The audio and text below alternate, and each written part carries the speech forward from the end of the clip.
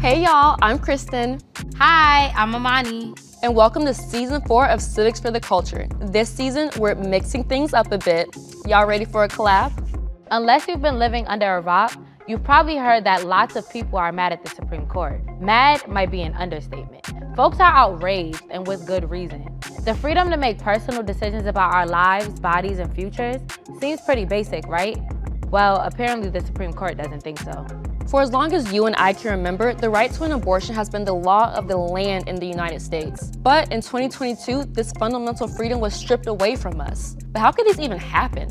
Well, that's where the Supreme Court comes back in. Back in 1973, the Supreme Court's ruling in the landmark case Roe v. Wade established the constitutional right to an abortion. This was major because it meant that for the first time in U.S. history, women could make their own decisions about pregnancy. But this all changed in 2022 when the Supreme Court ruled on a new case out of Mississippi, Dobbs versus Jackson Women's Health Organization, which fully overturned the legal protections established by Roe. So, what does any of this have to do with civics?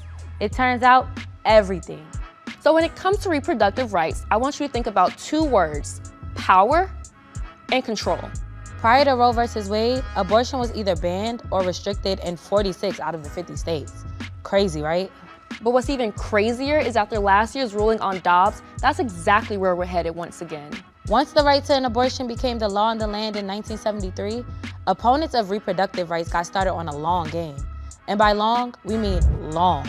While these folks fronted like their opposition to abortion was based on religion and morals, they really just wanted to wind back the clock to the days when women didn't threaten their power and authority. It was all about control. And that's just as true today as it was back then.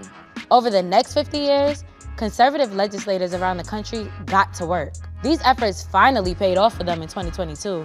And suddenly, we've been pushed backwards, back to a time where our personal decisions were in the hand of those lawmakers.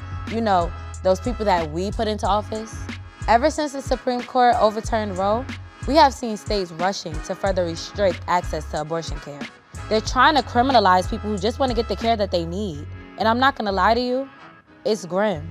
So here's the thing, in 2023, there is no state where banning abortion is popular. In fact, an overwhelming majority of Americans support the legal right to abortion. But if that's the case, how did we get here? Well, that's what this season of Civics for the Culture is all about. Over the next 7 episodes, we'll be rolling back the clock, breaking down how we got to this moment, and why reproductive rights is one of the most defining issues of our time. Like we said, it all comes down to freedom, power, and control.